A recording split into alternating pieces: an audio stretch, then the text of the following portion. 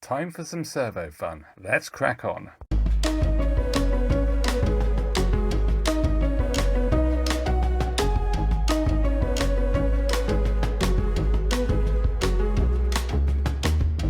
Hello, welcome to part 3 of the VTC5600P.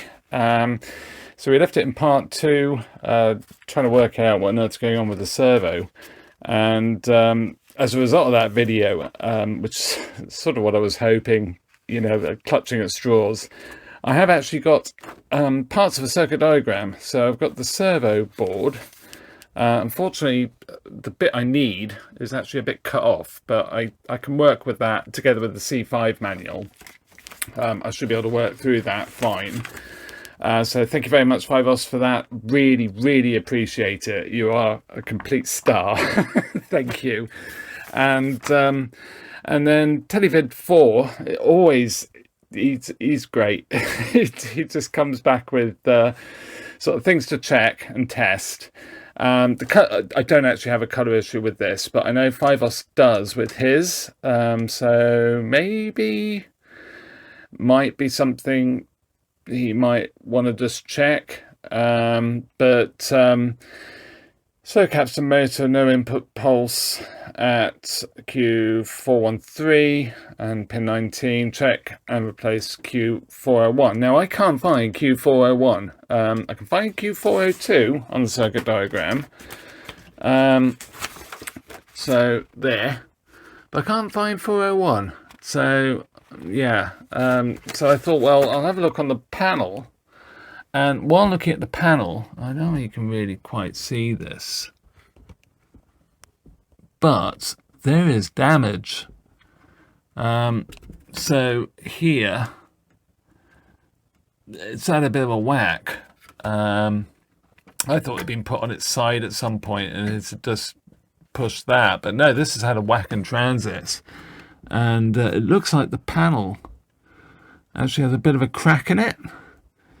So Q410, so that is in Q410. Where is that? That is here. So it is in the Capstan area.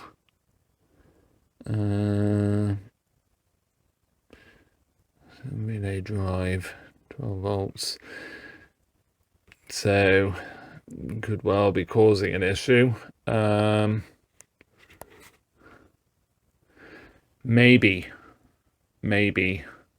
I'm not actually convinced, but having said that, I don't know actually what is broken, so I'm just assuming that it's that part of the circuit. So okay, I'm going to drop the board back out and we'll take a look.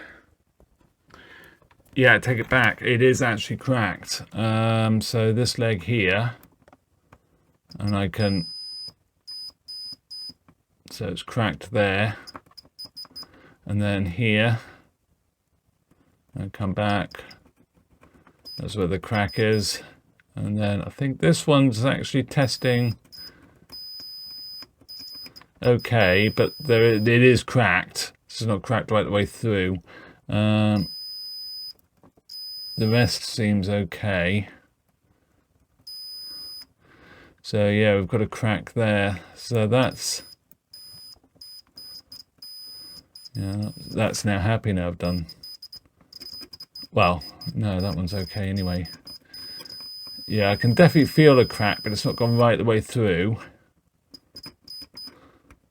That's definitely open, and that is definitely open. Okay, so I need to repair those, and well, who knows, we might actually have a working machine. Maybe. Let's crack on. Well, it's not particularly pretty, but it is done. So I've used multi-core wire just because it's flexible, stand up to movement.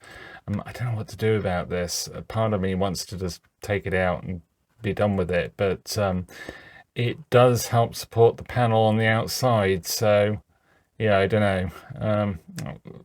Yeah, I might at least take off the one support. It goes through the outer board, but I don't know, because it's held with screws as well, and there's the other hinge. But I'd rather leave it if I can. So yeah, I've done the two that are bad. I've also done this one here because there's a crack running through part of the print there. And I've done this one as well because there's a very slight crack, but it's not totally through. But I don't want to push my luck there. I want to keep it reliable if I can. So it's done. I'm going to put it back together and give it a test, see if that's solved the capstan issue. I'm pretty confident it probably will, to be fair. Let's crack on. Okay, so we're back together. Let's plug it in. Let's plug.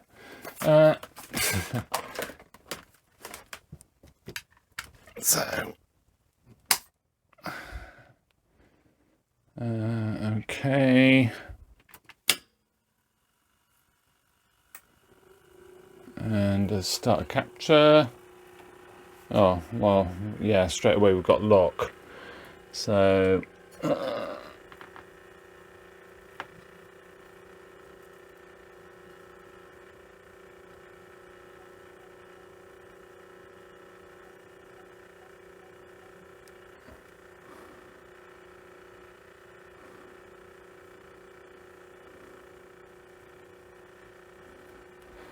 have we actually, I've got the sound up.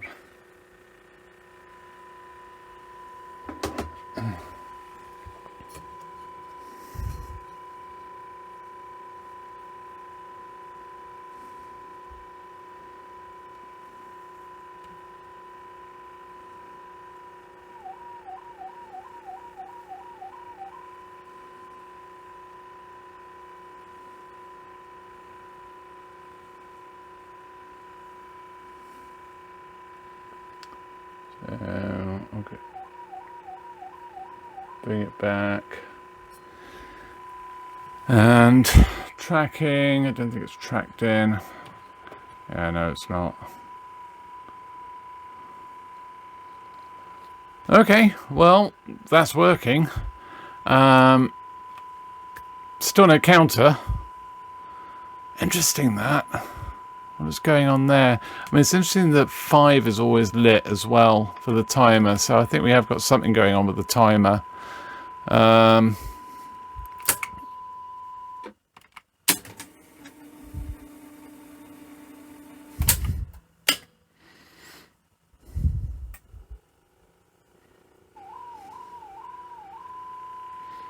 Yeah, that's not quite right. Let's press stop.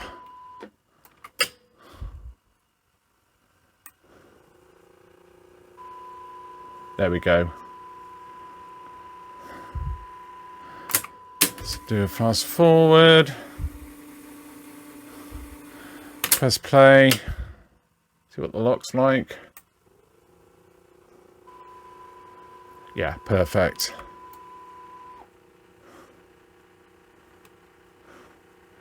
Still frame advance.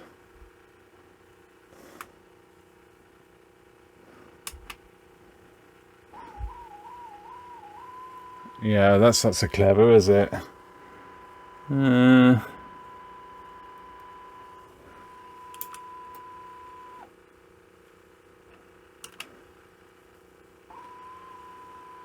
That's better.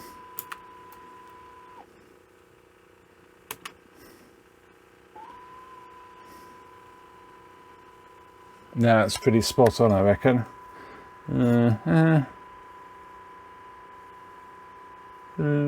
Maybe a little bit of flutter there.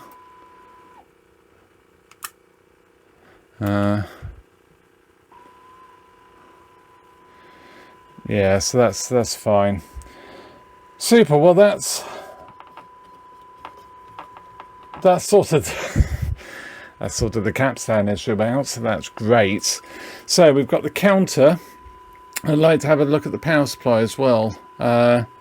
So yeah, that's really cool though. yeah, that's just, yeah, just that fine crack. You couldn't see it from the print side, so I'm not sort of beating myself up too much about missing that. But just looking at it from the from where the standoff goes in, I could just see discoloration in the PCB. You can just make it out, just above the plastic standoff. It's just like, yeah, it's cracked. So super, that's great. So what do we do next? I suppose we could have a look at the counter, maybe. Oh, yeah, I'll just see what happens. Let's crack on. So it's just looking at how bad it is to get the front, or to the front panel, and it isn't actually that bad. They're hinges I can spot at the lower edge. So I think it's just literally the 2 screws here, and it'll just drop down, maybe. Through. Yeah. Oh, super. So that doesn't look terribly clever. So given that we had a damaged bit of board, which you could only just make out on the side panel, I'm sort of tempted just to go through these panels just with my magnifying glass and just double check that we haven't got any issues with cracked panels at the front. There's been moisture in this, I think. Or it's been in a moist environment. So that's just the button panel. There's a little bit of something going on there. It's this panel I'm interested in, really, or possibly this one. They both look like Syscon. And actually really impressive. Yeah, let's have a closer look. So yeah, we've got mass integration, double-sided print. Okay, that's not too clever there. All the weight of the front is actually on that connector, which is not ideal.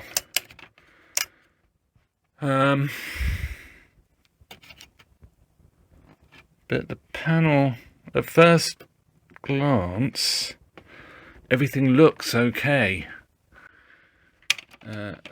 There's no evidence it's had a whack at the front, so yeah, maybe it's all okay. Okay, well, I think what I'll do is I'll do some investigation. I'll find those and print out the those circuit diagrams that I have for the front panel and the Syscon. Yeah, report back. Let's crack on. I've removed the panel, taken it out and the bracket because it's quite rotten, but I'll make sure Rich has those back. Of course, it's the battery. It's the backup battery for the clock, and it's actually got the oscillator as well, so it actually will keep time, which is quite cool. So obviously taking the cable out, which ran right the way along there, all the way to here. And that is the reason I took it out. You can actually see green on there, just about making it out between the prongs there on the actual plastic.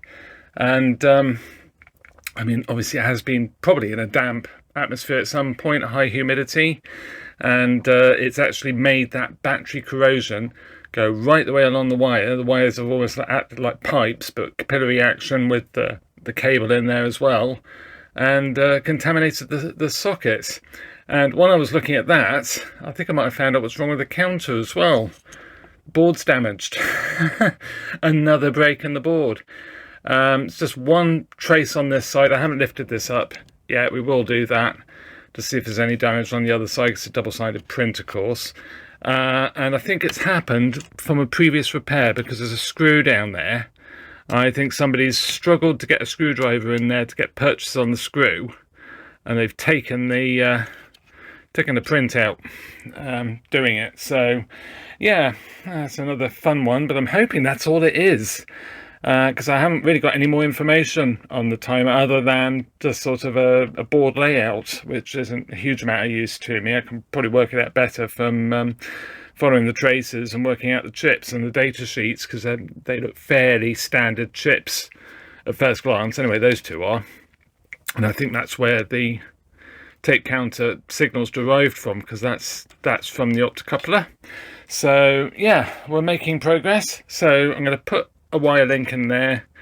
I'm probably going to go, I might even do it on the bottom of the board, to be honest. Just go from the bottom of the sockets to somewhere. Well, there's a pad there, so it could come over and around, but yeah, we'll just go to the bottom of, I'll work it out. So yeah, let's crack on. So yeah, that was actually quite badly damaged there. So it certainly well and truly gnawed away. But what I've done is this resistor here, so the line, the print goes from this pin, comes round here to here, just underneath this ribbon here, and then goes through to the other side of the panel and round here.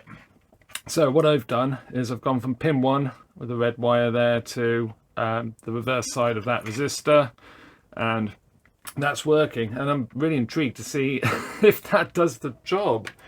I can't see any other damage, which is good. Getting the panel off, because obviously I didn't show that. It's literally just pop off the PCB from the plastic standoffs. So put that back on. I think we're somewhere near, yeah, that's gone on. And let's get these the right way round for tidiness. That goes there. And then this one goes onto the Syscon panel, it's just out of shot. So that should be good. I haven't found my toothbrush yet, just want to clean off that bit of green off there for what it's worth. So yeah, I'll dig that out, and we'll swing this back and see if we've got a counter.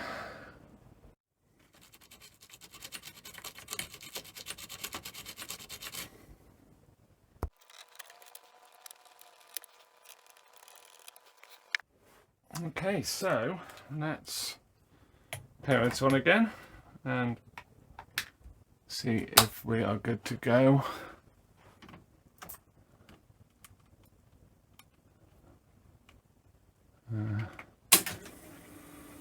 Yes, we still have no counter.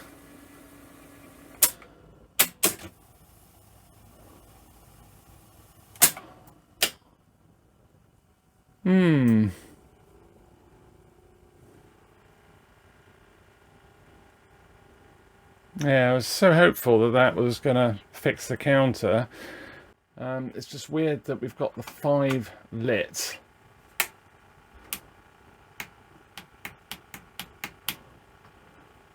Timer set 3, 4, 5. See, it barely blinks. I can set it. Record length. So you got no off time. It's just the length of time you want to record for. End of cassette. It's quite cool, I suppose. 90 minutes. So that's 5 sets, but timer set 5 cancelled. Yeah, you see we've got problems here as well. I think we have got more logic issues. It's if I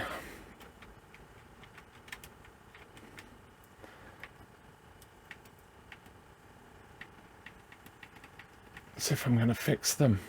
Chord length. Let's put it on to 4. So we'll put it on to 1. Timer set 5. Yeah, a bit disappointing. I was just so confident that that might fix it, but like I say, I haven't got schematic either, so yeah, a bit stuck really. Unless I want to spend huge amounts of time fault finding it, only to find I can't get the chip. My gut feeling is it's probably the timer chip itself, the clock chip. I don't know what this uses. I don't know whether it's a single chip or whether the counter is a separate part of the circuits. I don't know. We might have a look. We'll see how time goes. I've already spent a fair amount of time on this. But yeah, that's a bit disappointing. I just was really hopeful that that was... I mean, it doesn't seem to have made any difference to anything, fixing that break. But, yeah, anyway, at least something will be working better than it did before. So, okay, well, I think what I'm going to do next, let's have a look at this power supply. So I'm doing this trying to get to the power supply, and there is actually no power supply in here. This is all just, there's a power supply junction. So the power supply must be underneath then. So yeah, this looks like this is for the channel change, the electronic channel change underneath here.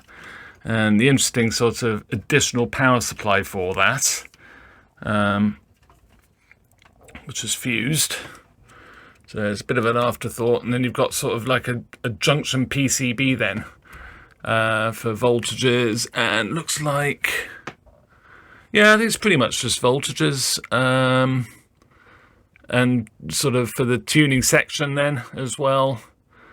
Just sort of bringing together all the connections onto one PCB, which is quite cool. So, but yeah, I don't know why I thought the power supply would be under here somewhere, but I mean, obviously you've got the tuners there. Looks like transformers there. Yeah, you've got mains in, filter there. So, and obviously bridge rectifier there. And the various AC voltages, obviously the two fuses there. So, and then we've got a couple of power transistors there, some description. Can't see the numbers. I can't really see the numbers on those, but I'm not too worried about that. So it has to be underneath. So yeah, I'm going to put this back together. This top bit. It's interesting to have a look anyway, and I'll eject the cassette, turn the machine over, and we'll have a look at the power supply. Let's crack on. So this is the power supply. It's sort of chucked in a corner, seemingly less important than a lot of other stuff, even though it's probably the most unreliable part. But I think what threw me a bit was the remote control can then.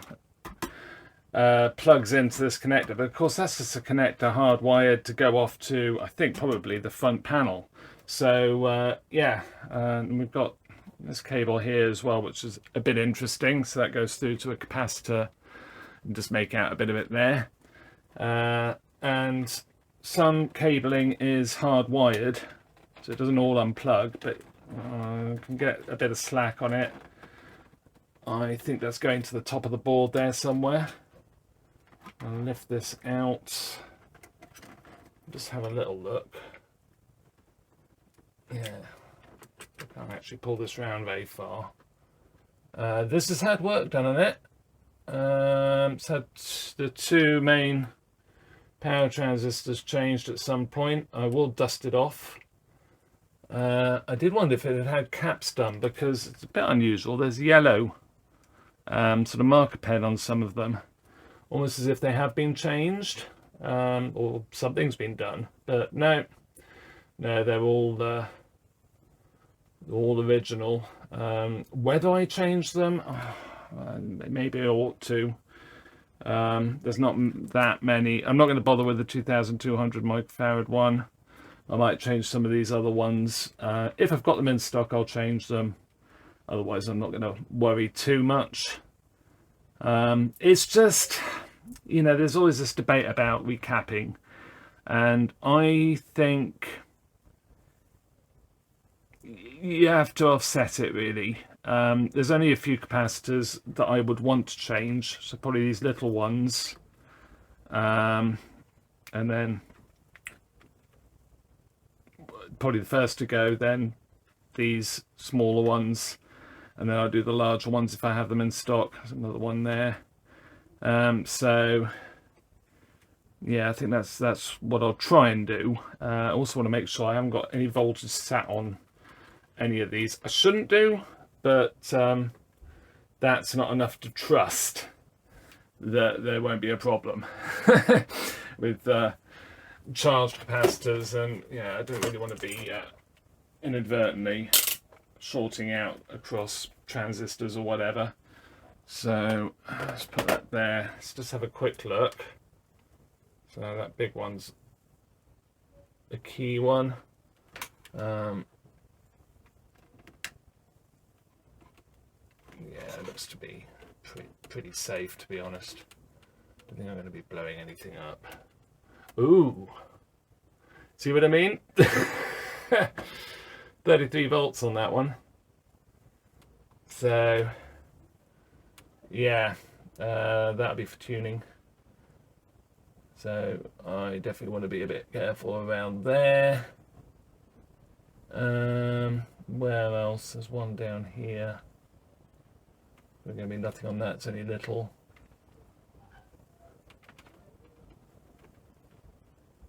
Another one there. Nothing there. Another one there. Yeah, see, it's 21 volts on that one. So yeah, the high voltage rails to the tuning side of it. Still got quite a bit of energy on there. Well, I ended up changing quite a few of the caps, but I think it's fairly pointless, to be honest. I have left that one just because I haven't got that value in 35 volts. It's 220 microfarad, 35 volts. I've only got 25 volts and some random Chinese ones that I was given ages ago that are 35 volts, so I'm not going to even go there. And the main reservoir capacitor there as well, I'm leaving that. To be fair, I've checked all of the capacitors that I've taken out. The smaller ones all read high, but are otherwise fine. It seems to be a bit of a theme with these capacitors. The lower values seem to be read much higher. Insofar, so much so that had a 33 microfarad that actually read almost 47. It was that high. Yeah, I've checked the polarity as well, just to double check myself, because it's certainly one place you don't want to get them wrong. And it's never good to get them the wrong polarity with electrolytics, because it always goes bad. But yeah, all good. And actually on the print, I don't even quite make that out, but each capacitor not only has like the bucket for the negative, but it also has a round circle and a negative symbol in it. So yeah, they really do make sure that you're going to get it right. So yeah, I'll put this back in, connect everything back up, of course, before I do that, and well, I'll give it a test. I'm sure it'll be fine as long as I've got it all right. But yeah, let's crack on. I know it's a really popular segment, but I will change the plug, but I'm not going to bother showing that. It's fine for now anyway. But yeah, I will put the proper plug on. That's not compliant because of the lack of plastic shrouds. So let's power it on, just check it does work. Then I'm going to have another look at this counter issue. I'd like to really get it working if I can, but we'll see. Yeah, let's crack on. So yeah, that's fine.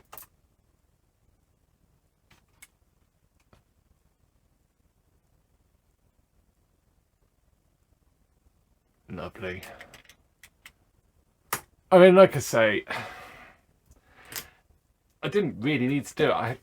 To be fair, I haven't really needed to change a single capacitor if the meter's anything to go by. But I just think, I mean, obviously I was trying to sort the servo out without any circuit diagram, and then of course found a cracked PCB. But with the power supply, I think if you've just got a good power supply, you've got a good basis for your machine.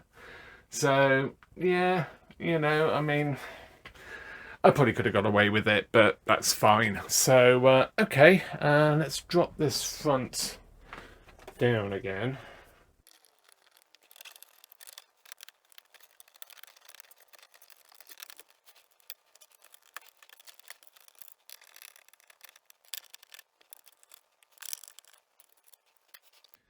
Okay, well, there's the whole timer panel. I'd laugh if it was this causing all the problems. And maybe it is, because that's actually been quietly dissolving the... Ooh. Dissolving the print. I say dissolving it, it's taken off the varnish. I mean, the print looks okay. So, from what I understand from the information I do have, unfortunately it's all, oh gosh. To get to the chips, you have to take the display off, which is another thing that puts me off doing too much with it. You know, it's so obtrusive that yeah, I sort of worry about breaking things really and never getting this back together or working properly. So there's 5 and 5, if I'm thinking of this correctly, goes back to this chip here. So I wouldn't be surprised it's this chip that's causing issues, but maybe we do have issues with that pad. It doesn't feel sort of tacky or gummy or anything, but yeah, the sticky's obviously. I mean, it's not like Sony's. It hasn't rotted anything, so that's good. So we have some bloom from super glue, which has also got on the VFD. It's quite a VFD really for the time. So yeah, I'll need to clean that off to make it look nice. But I'm sort of tempted. What am I going to do? I think what I'll do is I'll clean this up. I don't think I'm going to do anything with the counter. I'm going to leave the foam off. I mean, you can see there just how much it's pulled off of the varnish. Maybe going a little bit too far to really, because I've got double-sided print, so I'm going to have to lift the display to get to those chips. I don't have a circuit diagram. I can work it out, probably work it out. If it was mine, I would do it, but it's not, and I don't think it's fair to sort of potentially make a machine inoperable, because I'm not going to get one of these scrap just because of the counter. So yeah, I mean, I might have a word with Rich. Well, I will have a word with Rich about it. But yeah, okay, so I'll clean all this up, we'll get this back together, and we'll just see if it's made any difference. I mean, if the 5 doesn't light up, that would be something. But yeah, let's crack on.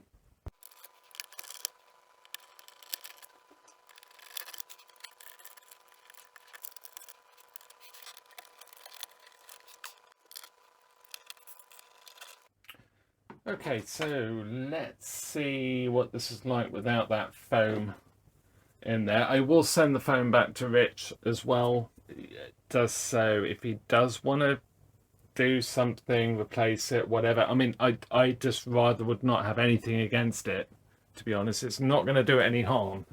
So yeah, it's still got the 5 on. Okay, well, there we have it.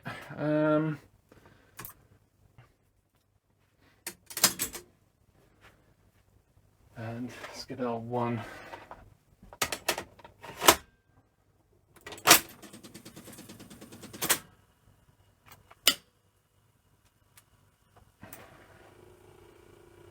And that blessed fan. I mean, again, if it was mine, I think what I would do is put a PC fan somewhere around the tuning section just to pull air through the deck. And I'd actually put, I wouldn't get rid of this because I like it, it's quaint. But I'd put probably like a resistor in line just to drop it down, just to slow it down.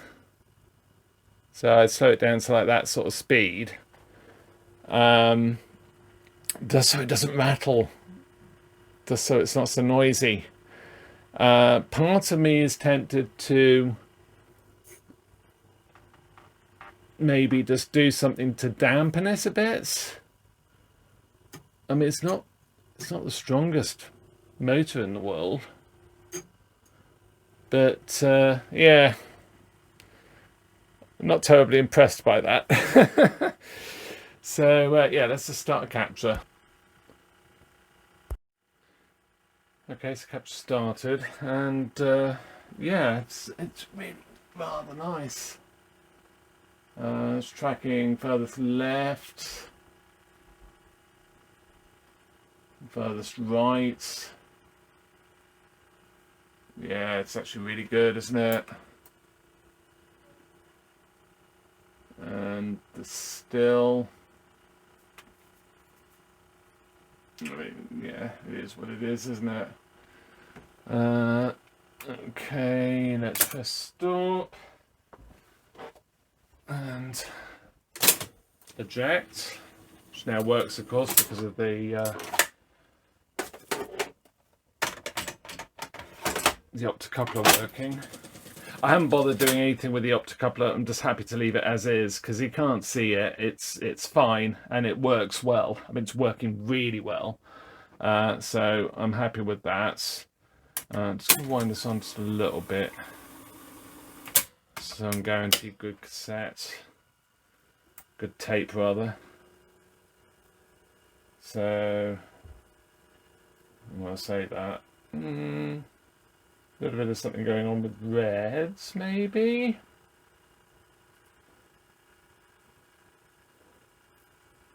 But like I say, I mean, this tape isn't great. Yeah, it is actually okay.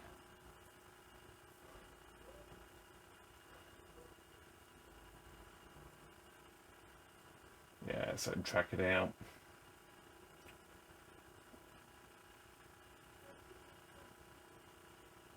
There's a little bit of a delay on the capture, so I sort of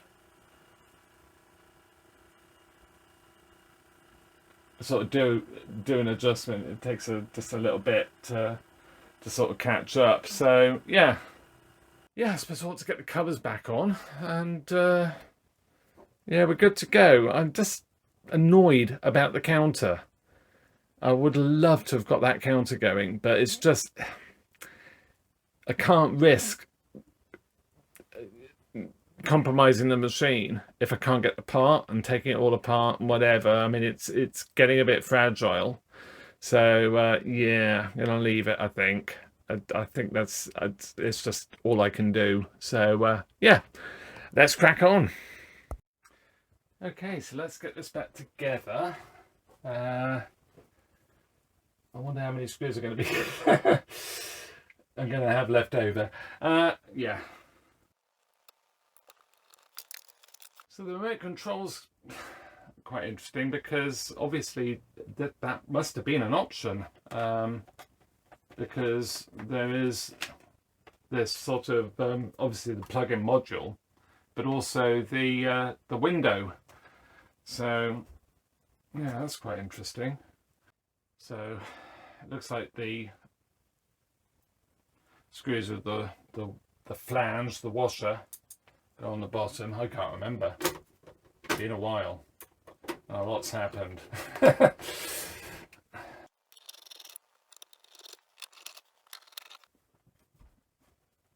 So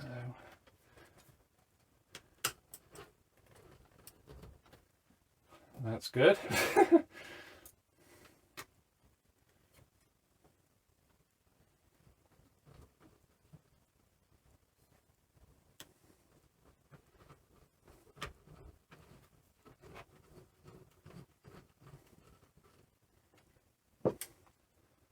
And then we'll put the top on next.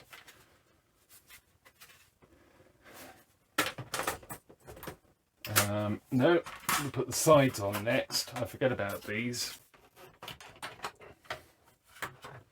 They're not self-supporting, so you have to sort of hold them in while you put the top cover back on. So yeah, I described this in part 1 actually, but I think I described it, I didn't show it. So yeah, that's the problem you have, I suppose.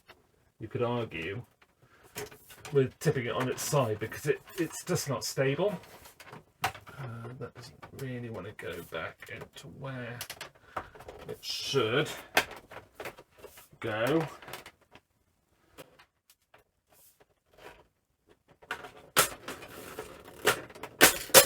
Yeah, so it's a little bit, I would say, clunky. Getting this back together. It's not a straightforward sort of like lift the top, which is sort of what you want really. You know, if you need to do a quick clean of the heads, it's nice just to whip the top off. I suppose no sweat with those sides, but they're just a bit of a faff because they're not particularly well sort of lined up. They just don't really sort of sit very well. I noticed the machine itself is distorted. It's had a push from the back, so yeah, that's probably not helping.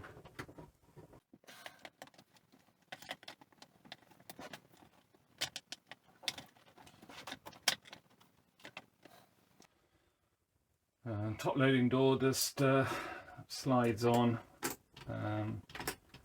Little bit was a bit of a fiddle, but it's fine. I think it was more to do with me than it.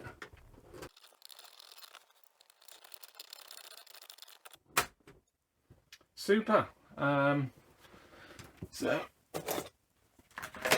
I'll go and do the plug, and we'll take it from there. Okay, so new plug is on. Old plug. Just had a 3-amp fuse in there. Okay, so let's power it back on and turn it on. And still really annoyed at the 5 and the fact we have no counter, but hey ho, it is what it is. And I'm just going to fast forward this a little bit. Yeah, no counter of course. So playing back, and yeah, it's really good actually. Really pleased with that.